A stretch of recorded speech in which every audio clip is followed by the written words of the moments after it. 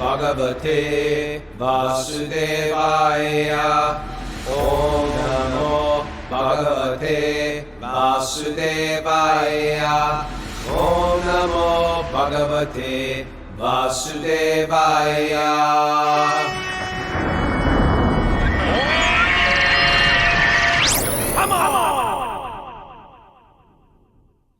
Live from Super Soul Farm, this is Wisdom of the Sages, a daily spiritual podcast with your host, Raghunath, and co-host and senior educator at the Bhakti Center in New York, Kastubadas. Welcome to the show. This is episodes 1379. Ooh. Very exciting. Woo! Kastuba's off to California today. That's right. When are you flying out, Kastuba? I got a flight somewhere at 5:30 or something like that. He's flying out to California because this weekend we have our Wisdom of the Sages retreat at Veda Yoga. They're having their grand opening. I think it was yesterday with Karnamrita was singing. Really? Our old favorite singers in Krishna consciousness. And we're going to be there for the Wisdom of the Sages retreat Friday night, kirtan, welcoming, storytelling, and all-day classes in kirtan and stuff with me and Kastuba on Saturday. And then Sunday is the big Rath Yatra. Come to some, come to one, come to all. But we hope to see you in Southern California. If you're ever thinking about going, it's worth a road trip to go down there. And it's a really special day. Pulling the cart along Venice Beach, actually along the there's a pathway from Santa Monica to Venice Beach, and then a big festival of India. We're gonna have a Wisdom of the Sages table set up. You can hang with us. You can sing with us. We'll have some kirtan. Huh? You're the MC. I'm the MC of the main stage. I just got hired for that. And when I say hired, I mean paid nothing and asked. When I say hired, I mean it's not a job. But I'm honored to do it. And also, they just asked me if I would bring in, how at the end they have like a hype guy, a Flavor Flav. That's when right. the deities come off the cart. Yo, everybody. Come on, everybody, let's worship Subhadra. Like that. Okay. I'm that guy too. So I have a big day. I'm looking forward. All my kids are coming. My daughter went out yesterday. Me and Mara leave tomorrow. Yeah, excited. All right. What do we got for we got an announcement, Miss Mara? I have Back to Your Recovery Group. They have a men's meeting today at noon. And there's no show tomorrow because we'll all be traveling. But for the rest of the week, we're going to do the show at 9 a.m. Eastern. Crazy time. Yeah. All right. Now, I wanted to share a little something, Raghunath, about current events going on. And Wisdom of the Sages. Okay. Because Chapuji, keep it eternal. Chapuji, one of our Sage Group leaders, she heads up a very popular Spanish-speaking Sage Group. And one of our longtime listeners, right? She goes way back. She's very popular in and of herself. She's a big pillar of this. She's becoming a really good teacher of bhakti in Spanish, and we need more of those, So, she's from Venezuela, and Venezuela just had their elections on Sunday. It's a country that's been living 25 years just under oppressive, autocratic tyrant, and it just screwed up the entire economy. Imagine what's 20% of the American population? Is it like 330 million or something like that? So that would be like 100 million people or something like that, or not, maybe a little less than that, but like 80 million people or some Americans had to leave the country just to be able to earn a living and support your family back in the States and so on, and you didn't have electricity, you didn't have water, it's just, 25 years of people just feeling just deeply oppressed, and the elections are all rigged. And this election, it was just like there was hope that they'd finally kind of break through. It was obvious. This lady leader, right, who was going to win. Yeah, well, yeah, she's kind of. There was another candidate, but yeah, she's kind of like the leader of the movement. And all the polls are showing that they had a huge majority, on that side. And then the elections came, and the whole thing's just rigged, and the guy just stayed. And what it sets off is all kinds of how it'll affect the country going forward. We can't predict, but it'll start to unfold if this creates another wave of people having to leave the country, if it creates all worse economic conditions. But already, like there's violence in the streets, and she's sending me clips from just right outside her house, right outside her home in her neighborhood, where there's all kind of protests going on, and these thugs come out with guns, and they break up the protest, they shoot people, they kill people. The whole thing just goes wild. It's heartbreaking. There's like everyone just kind of was holding out some hope, and then it's just crushed. And then you see your country, your neighborhood, your family's just going through so much struggle. And so she wrote to me and just saying how tired she was and how sad she was by all this. And then later in the day, yesterday, she said that she wanted to just have like a Bhagavad Gita get together online. And she said she wanted, this is what she wrote to me. She said, I wanted to share, she got different Bhagavad Gita verses and just, something to reflect on as we're going through this, and offer to like her students and everything online, And so she said, I wanted to share this from Bhagavad Gita. She said, even if it's only 2 or 3 people are going to come, for not letting this situation break me down even more, for reminding me how we think and in who we trust, to always remember that God is good at all times. And so she just, this is how, our Wisdom of the Sages community just gets together in different ways. There's all kind of ways we don't even know about, But like over 20 people joined her online last night, and it just, it's what everyone needed, to get together and discuss this, talk about what you're going through, open up, share your heart, and share the higher perspective that we need, to go through these things. So at the end, she wrote to me last night. She said, to serve is the best way to live, and they had an amazing get together online. So I just wanted to appreciate Chapuji for doing that, and all of her students there, and we really wish you the best. You're all in our prayers, and We love you, Chapuji. yeah. All right. And meanwhile, also new people are coming. Beautiful new little people are Wisdom of the Sages. We have our youngest listener, was just born yesterday, right? Yeah, born. Listening right now. Maybe moments ago. They're at the hospital now. Jan and Monica just had a child. Congratulations and welcome. Little Leela. Leela is the name. We have to make new devotees, and we'll do anything to do that. Okay. We'll do anything. It's a good job. You're making devotees left and right, guys. Okay. It's beautiful, and we're happy to be with you there. They're live on Zoom right now. You can see peer right into the hospital. Okay, Raghunath. All right, let's Nugget go time. into our nugget or announcements or a nugget. did the We did announcements. announcements. Okay. Nuggets. This is from the American Psychological Association. It's an interview with Tim Kasser, a professor of psychology at Knox College and a former editor of the APA Journal of Personality and Social Psychology. Yeah, the American Psychological Association American in Psychological Washington, Association. D.C. is the The largest APA. scientific and professional organization representing psychology in the United States. The APA's membership includes nearly 130,000 researchers, educators, clinicians, consultants, and students. So it's like a serious They must be organization. serious. Yeah. Okay, here's what Tim says. No, first you have to say what they asked. Here's what the question was.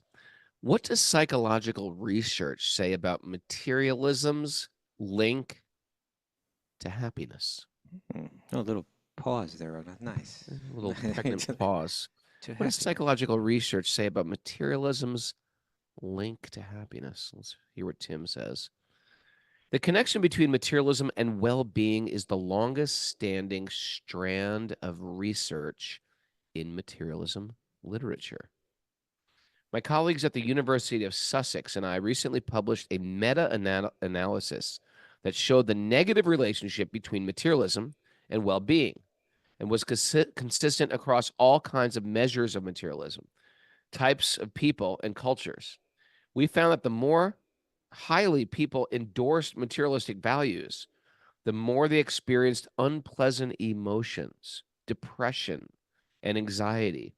The more they reported physical health problems, such as stomach aches and headaches, and the less they experienced pleasant emotions and felt satisfied with their lives.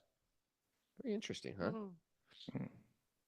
The most supported explanation for why well-being is lower when materialism is high concerns psychological needs. Wait, let me read that again. The most important explanation for why well-being is lower when materialism is high concerns psychological needs.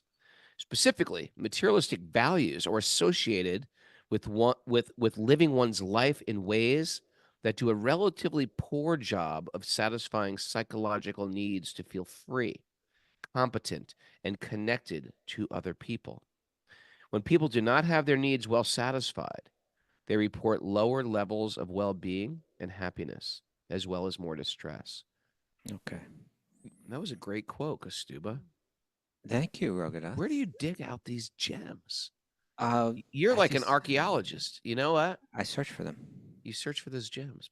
That is really I'm like one of those hogs looking for truffles, you know. Got a big snout. You're like Lord Boar, Prabhu. You're like Lord Boar. I'm not Lord Boar. I'm the servant of Lord Boar. Well, this is making me rethink what I'm going to get Mara for Christmas for her birthday Nothing Thursday. materialistic. It won't Nothing satisfy her. materialistic. I was going to get her. Oh, you should see what I was going to get her. Now I'm just going to get her a flower. Yeah. Flower. But you know, Like, she's not materialistic. This woman. she's not. She's not. She's Uh, not. She's not. I have to beg her to be materialistic. Try to be a little more materialistic so I can satisfy you. Yeah, she is not materialistic. This woman has no material desires. I'm trying to figure her out. But you know, of course, wisdom literatures from all different spiritual traditions have been telling us this for a long time, right? Yeah. But it's backed up by scientific research, you know, that that external things will not satisfy us, and the more that we're convinced that they will, the more that we suffer. And we see it, you know, you look at take your Zuckerbergs and your Bezoses and your Elon Musk and Bill Gates, and you look at their lives, and I don't mean to get on them personally or anything, but it's like, are they happier than just any other random person that I pull out, Oh you know, yeah. of a crowd? Oh yeah, they are. They're not. Oh yeah. You Yeah, know, it- you go ahead. Yeah. Well, no, I was just gonna say, you know, they go through the same things that everyone else goes through. They go through divorce, you know, and all that they accumulate, you know, like, or just look at it this way, like, take something like that that's accumulated so much more wealth. Like one Jeff Bezos has as much wealth as like how many millions of people, right? Mm. It's like, so should he have millions of times more happiness? Right. You know, but what we see, and what if you took all that wealth and saw where it actually went? Like, well, I bought this big mansion, but I actually don't live in it, and I just spend more money kind of like maintaining it, you know? And then I'm living over in this mansion, but it's like empty all the time. We have this big thing because we want to impress people with big parties every now and then, Yeah. but we actually never had those parties. And when we did, it was a disaster. It was like a terrible night. And you know, and you just like look at like where you work hard for this wealth, but where does it end up going? Hmm. You know, how does it actually connect to my feelings of feeling more satisfied and happy in this world? And it just doesn't add up. Yeah, you can be pious with wealth, but you really got to train yourself, because that having such an incredible opulence can really put you in deep illusion. Yeah. It becomes a real good karma can be a real problem to finding truth. Bad Not bargain. that good karma is bad. It's that it very often can be bad, because it can just say, you're there, you're almost there, keep going, get crazy or get wild or get kinky or get weird, or, you know, and it That can just does happen. string you Yeah. along. It does happen. It really does happen. You know what? I used to teach yoga in Beverly Hills, of all places. And I used to teach literally privates from mansion to mansion to mansion to mansion. That was my, you know, days in Los Angeles. I don't know how I ended up there, but I ended up there. And I used to drive, and I used to look at, like, there's all these, like, driving down Crescent Drive and the 700 block of Crescent Drive or the 600 block of Crescent Drive. You just see like incredible cars and incredible homes. And then you see this piece of junk pickup truck with like a bunch of most likely Mexican workers packed in this truck. And they've got like bags of oranges, and they're eating their lunch sort of like in a bag. And I was just like, these guys are actually having fun. I want to hang with I these want to be guys. on the back of that They're truck. all laughing in the truck. They're eating. They're going to the houses that they're landscaping, and they're picking all the fruit from the trees. And the guys are like, yeah, none of those people even want the fruit from their trees. And they all have these orange trees and grapefruit trees and pomelo trees and guava trees, and they're just picking the fruits, and they're just hanging with their friends, and they've got their hands in the earth. And I was thinking, I want a landscape. I want a garden with these So people. let me get this. If you could have the mansion or the job picking the. I want to be happy. I want to be happy. I've been in these mansions. I know you want to be happy. Which one's gonna Listen, I live in like a huge mansion. I don't care about it. I don't need this. You know when I'm happiest? When people are over the house, when it's packed, right. when every room is packed. That's when I'm the happiest. That's what the research always goes to too, is that, and I think it was kind of alluded to here that, where did it say that, feeling satisfied, free, competent, connected to other people. Connected to other people. That's kind Those of guys what packed makes in that people pickup feel truck. happy.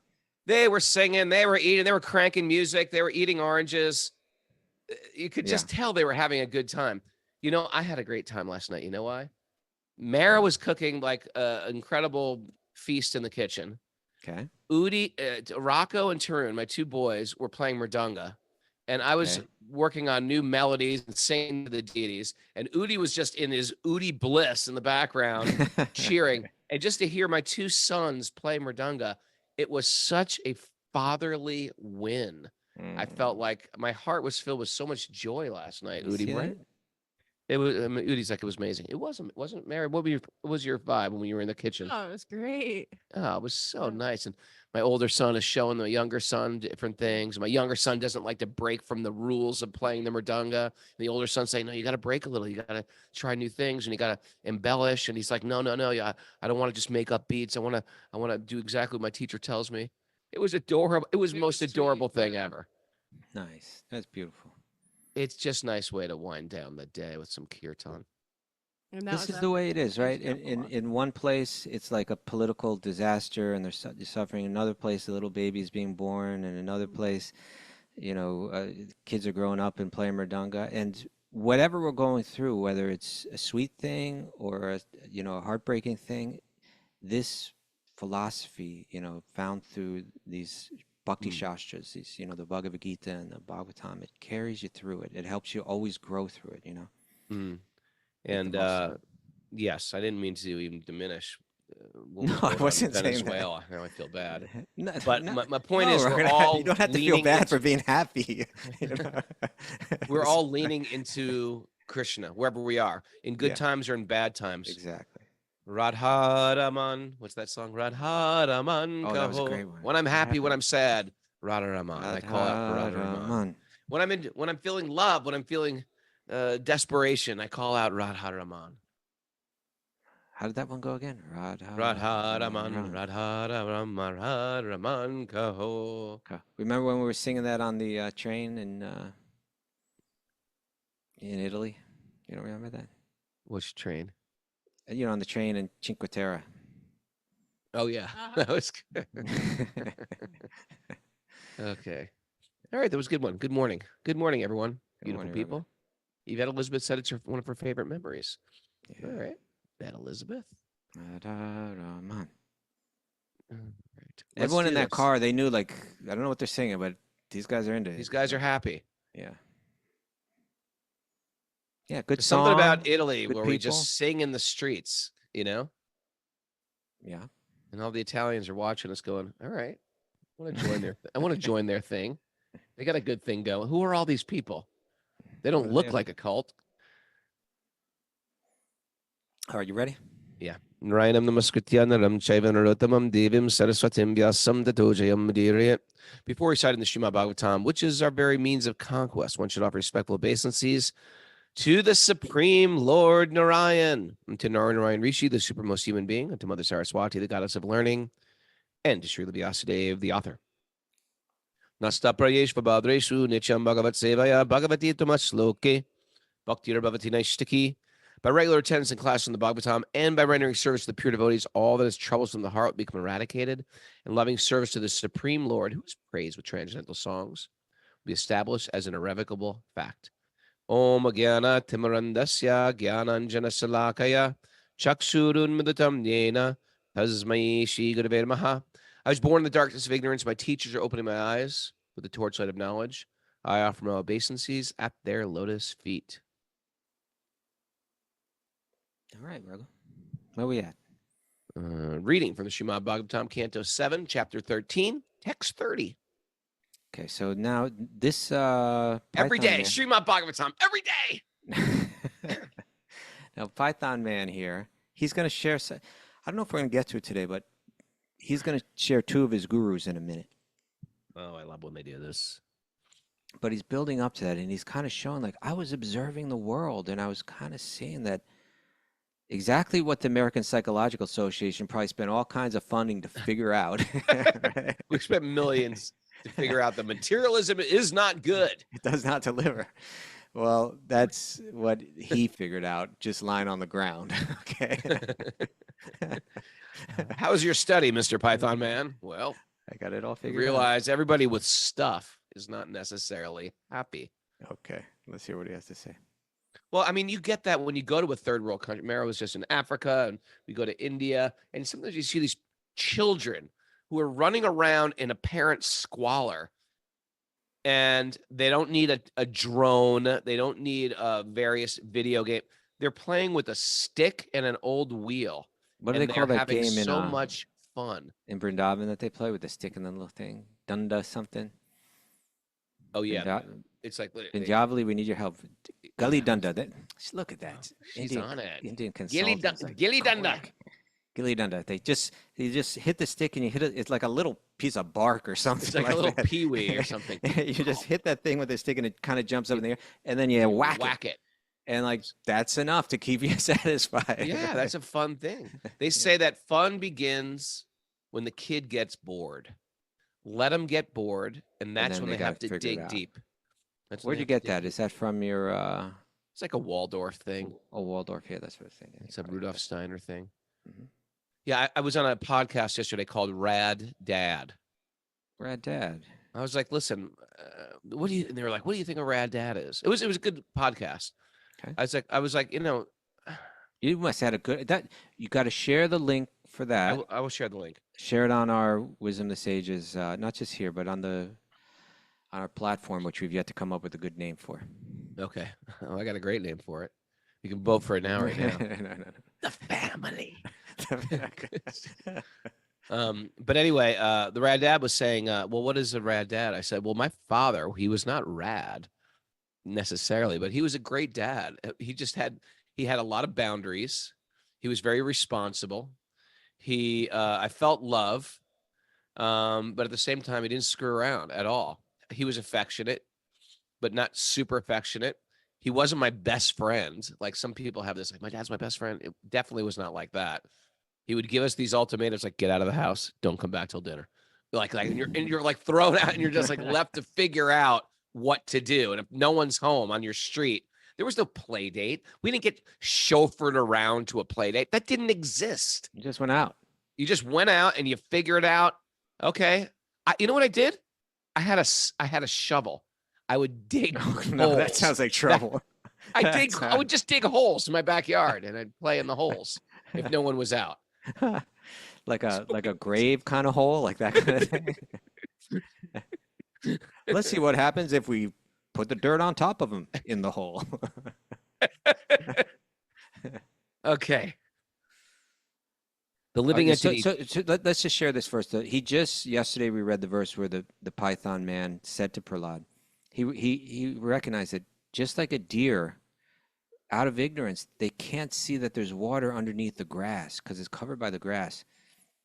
And then they go running around searching for water when it's right there. Mm-hmm. So similarly, what we do is we go looking all over for happiness. You got to But dig. it's right here. It's It's right here. You got to inside. dig. You got to dig deep in in, that man. heart. Get a shovel and dig.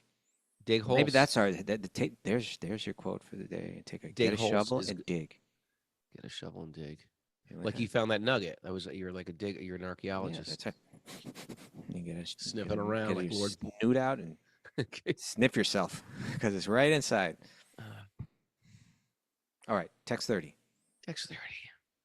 The living entity tries to achieve happiness and rid himself of the cause of distress. But because of the various bodies of the living entities are because of the I'm going to try this again. Okay. The living entity, that's the spirit soul, tries to achieve happiness and rid himself of the causes of distress. Yeah. But because the various bodies of the living entities are under the full control of material nature, yes, all their plans in different bodies, one after another, are ultimately baffled. That Ultimately, they're means you baffled. can get what you want if Even if you it's do. time for your karma. And there's got to be a situational karma. Situational karma. Yeah, it's got to be like, just like there's a karma of a country, a karma of a town, a karma of a village, and a karma of a family, as well as a karma of an individual. Yeah. There's a collective karma also that we're dealing with. We're not just dealing with me and Mara's karma. We're dealing with the township's karma, the state's karma. New York State has a karma to it, Okay. right? It sure does. Yeah. And I think what the Python man is kind of sharing is that it's like it doesn't matter how hard you work to create your prosperous situation, like even you may achieve it, that still doesn't change the fact that you're living in an incredibly vulnerable vehicle called the body, right? There he goes It's again. He has no abundance mentality. it's vulnerable. That's the Raghunath. problem with you, Kastuba. If only I were more ahead. Prabhupada shares a couple things in the commentary we should check in on. He says, as soon as a living entity is listen to how he phrases it. As soon as a living entity is victimized by material desires, we kind of, when we see a person with strong material desires, say, hey, look at them. They got a lot of good material. He's a real go-getter. Yeah, you know, he's a real go-getter. He's a real go. He really wants it. As soon as a living entity is victimized by material desires, to lord it over material nature. I want to take the material energy and make it mine and make it work for me. He is subjected to the control of material nature. That's the paradox. Right? Who's material nature? It's Maya. It's Durga Devi. You think you're going to wrestle Durga Devi Yeah. down? Good luck. You can't. Good luck with it. She's got a bunch of arms. Yeah. She's got a garland of skulls, and It's one of those Krishna's- skulls is yours. It's Krishna's energy, and she's looking out or looking over it, right? Yeah. But maybe that should be a takeaway right there, Mara. As soon as a living entity is victimized by material desires to lord it over material nature, he is subjected to the control of material nature, which is supervised by the Supreme Soul. The result is that one again and again makes plans and is baffled. But as foolish as he is, he cannot see the cause of his bafflement. Doing the same dumb thing again, and life after life. I can make this work for me. And then ultimately it's baffled. Right? Yeah.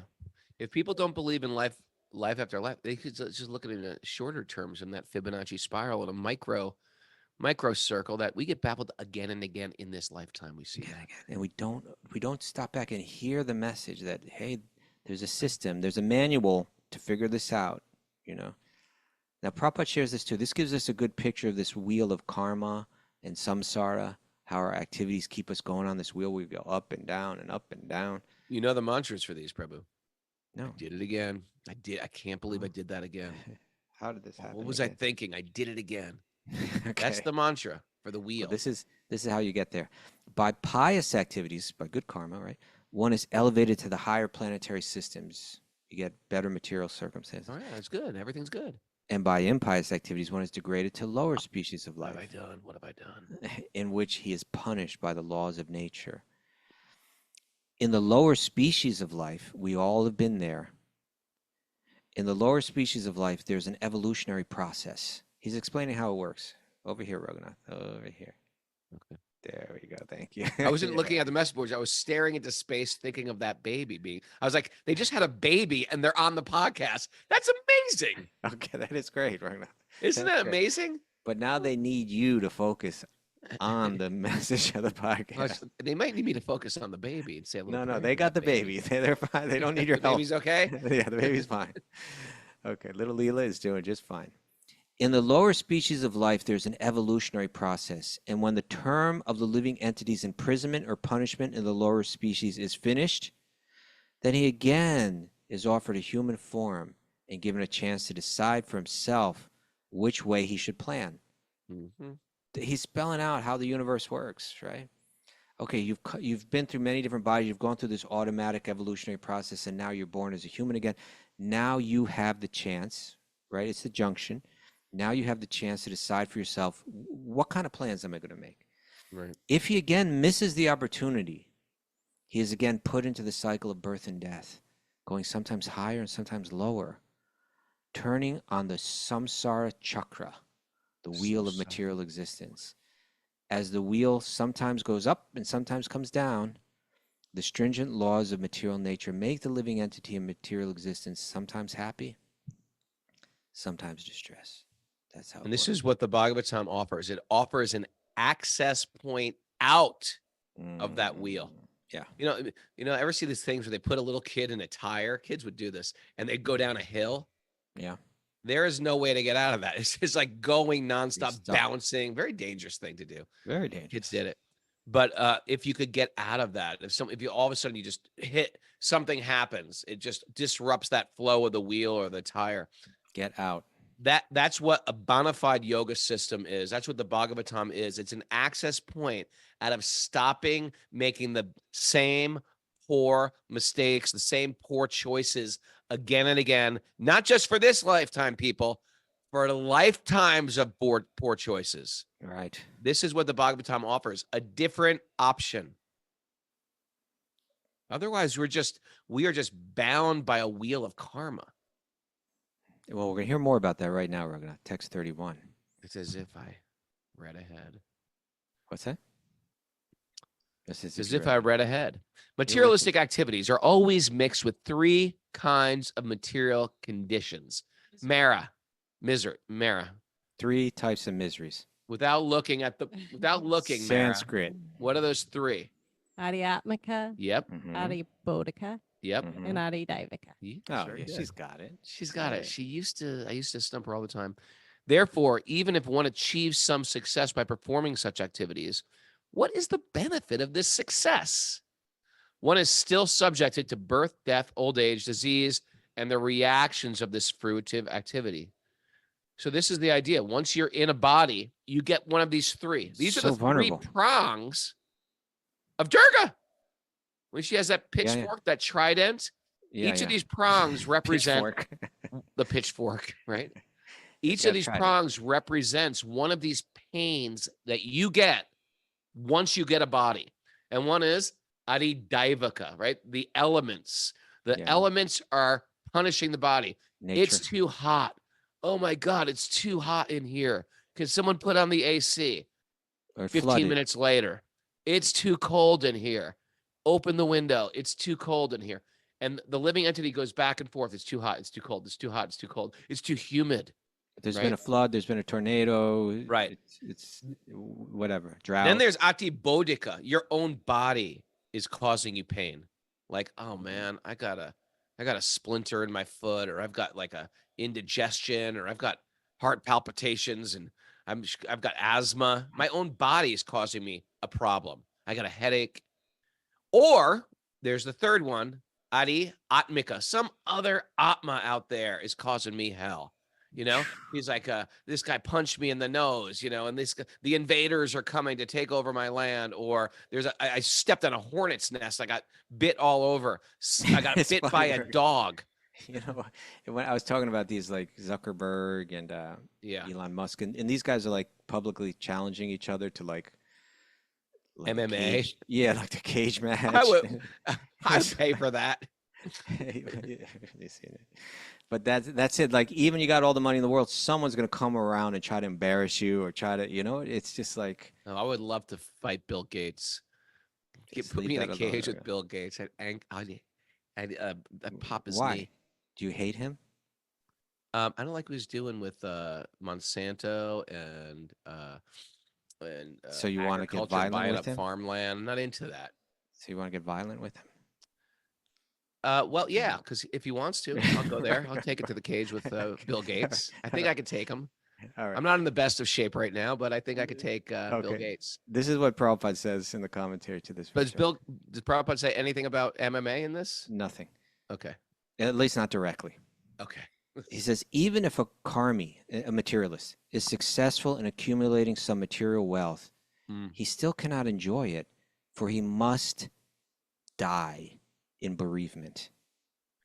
Right? If you're materialistic, this is good stuff. You're going to die in bereavement. Prabhupada says, I have even seen a dying man begging a medical attendant to increase his life by 4 years so that he could complete his material plans. Just of course, give me 4 years. Give me 4 years. Of course, the medical man was unsuccessful in expanding the life of the man, who therefore died in great bereavement. Everyone must die in this way, and after one's mental condition is taken into account by the laws of material nature, mental condition meaning one's desires and so on, he is given another chance to fulfill his desires in a different body.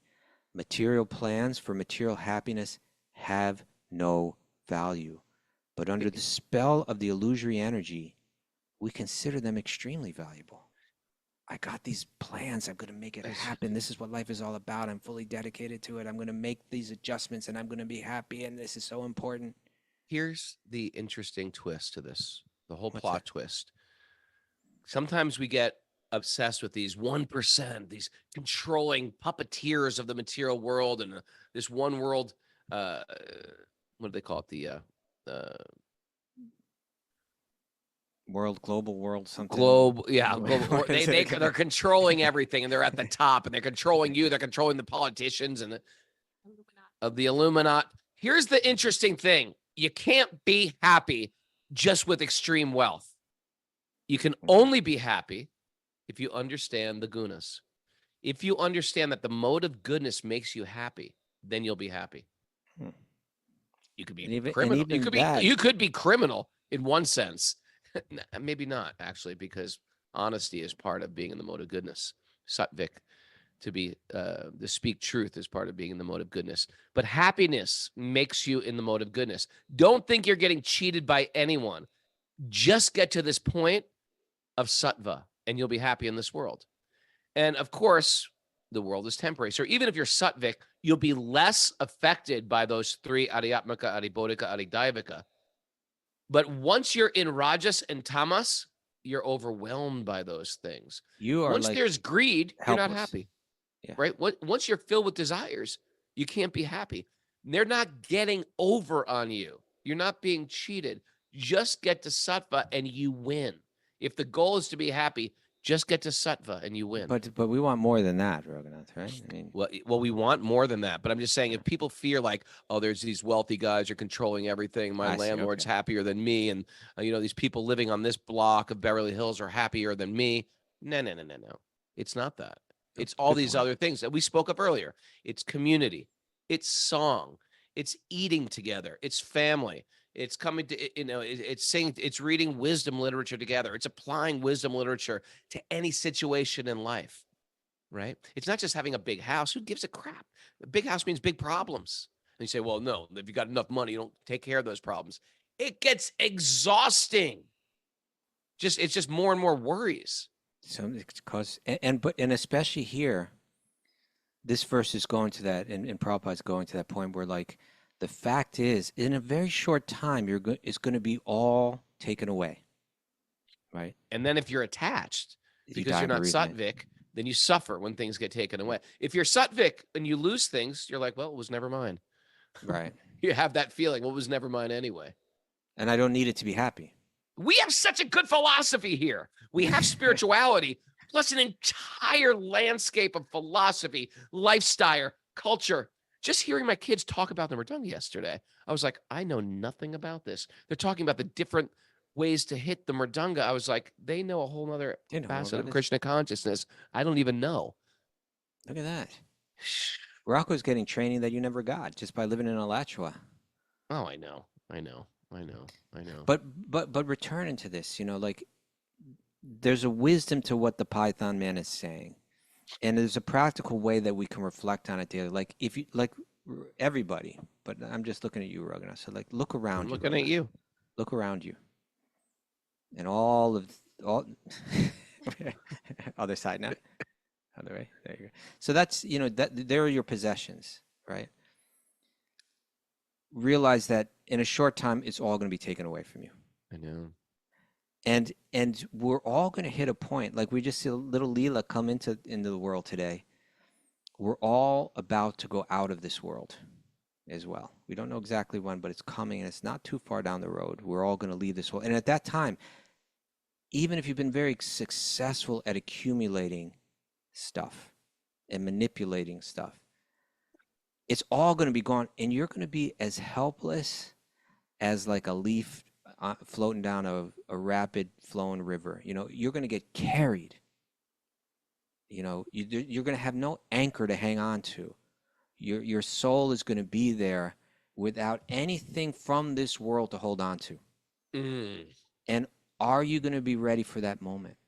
When that moment comes, which is coming, are you going to be like, I have my spiritual anchor. I'm okay. I'm fine. Everything, and you're going to be able to live in that moment fearlessly? Or are you going to die in bereavement and fear and get carried helplessly into the next body where you play the same game of up and down again? Oh, it just reminds me of this happens. It can happen at any time.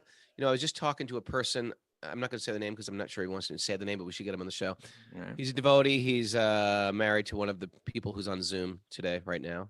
Okay. You figure it out. But anyway, he grew up in Iran when the Ayatollah came to power, and he was 2 years old.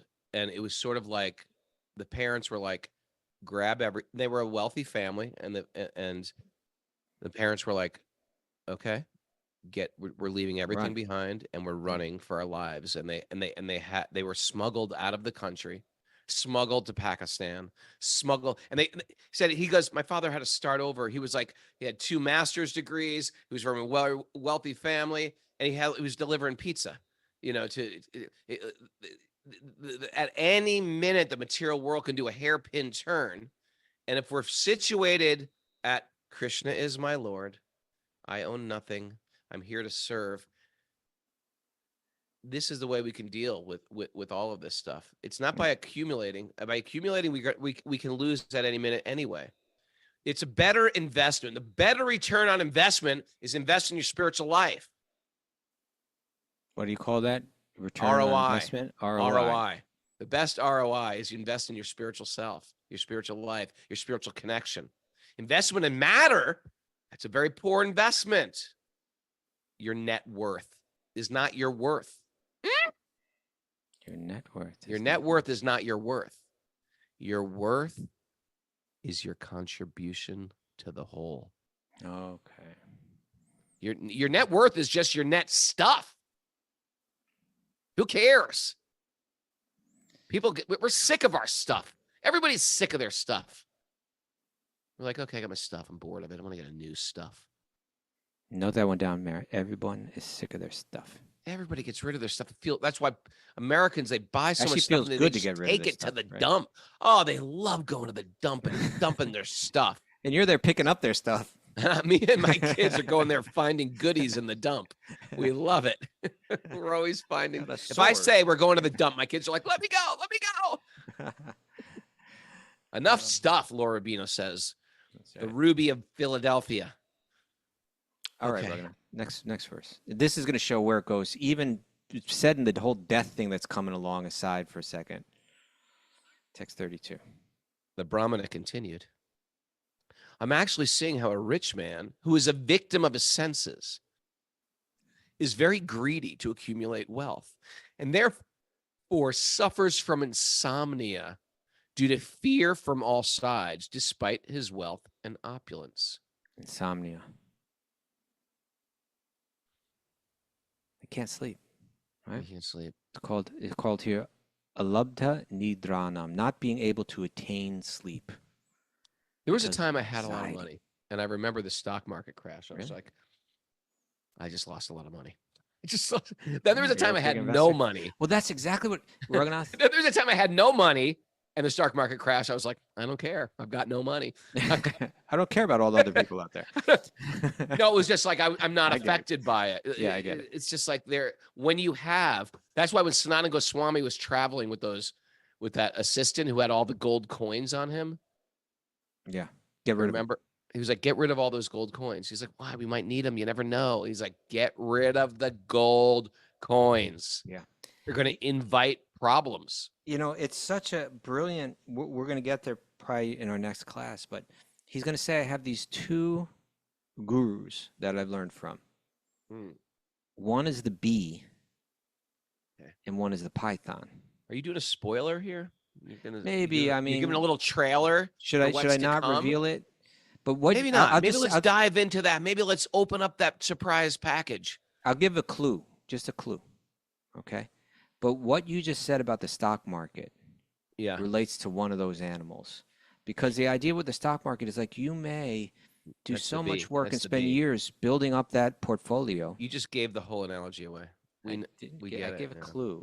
You said the bee, then you said the stock market. What do you think it's going to be? What do you think a bee's doing? Well, why do you? Okay, then let me put you on the hot seat, Raghunath. Why? How does the bee relate to the stock market? He makes honey. So. And then the beekeeper comes and takes all the honey. Exactly.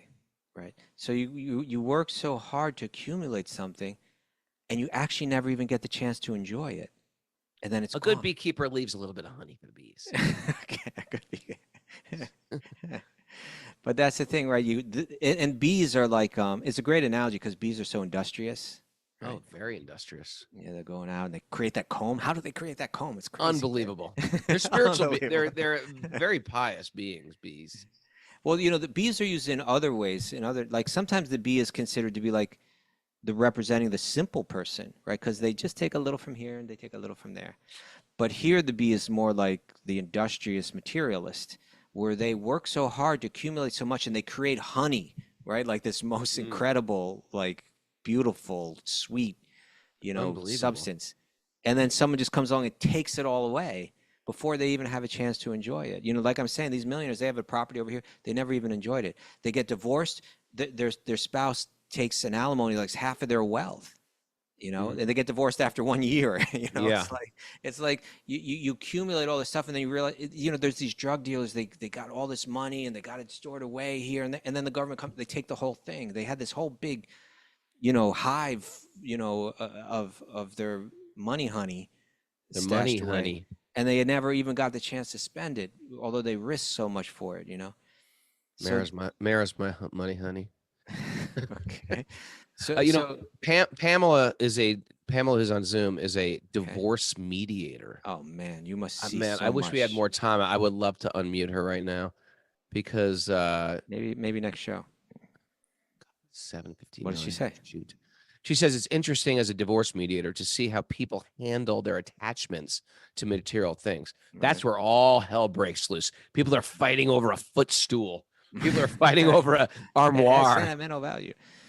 And how it actually challenges their ability to tease apart emotions and attachments as they move towards the next iteration of the relationship. Oh my God. Yeah. Imagine, that's someone. Imagine. Someone is very. No, I'm just saying. I don't have to imagine it. I'm saying someone is very fortunate to have Pamela as their divorce mediator, because I'd imagine she slips some wisdom in there. That would be good. She's slipping a little bit of wisdom. You just don't want to divorce her because she knows what she's doing. No, don't divorce her. If you're married to Pamela, do not divorce Pamela, because she will take you through the hot coals. She will take it all.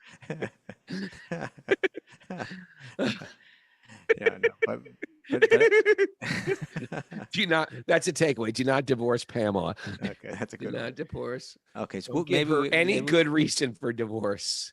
Maybe we have to hear from her. We ran out of time today, but keep all this in mind. Pamela. Keep this stuff in mind. Keep this in mind, because we got no show tomorrow. So meditate on this. Meditate on this until we meet again, everybody. When will I see you again? When will we share precious moments? What's that from? It doesn't matter. Is it not the Mara, beginning? do you have any takeaways today? I do have some. Any good ones? hand. When will I see you again? Songs were so much better in the 70s. Were they? Yes. Where does the wealth you worked so hard for end up going? Some greedy beekeeper. Is that the takeaway? Yeah, sometimes takeaways are Where did questions. it go? Something to Okay, think yeah, about. sometimes It's a call takeaways to are questions. contemplation. Yeah. Yeah.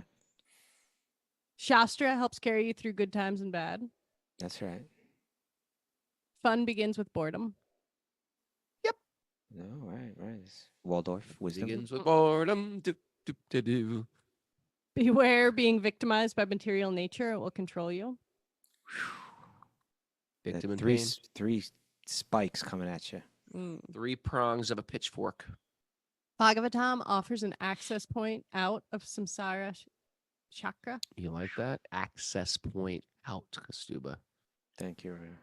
Material plans for material happiness have no value. Wow. Nope. Then why make any plan?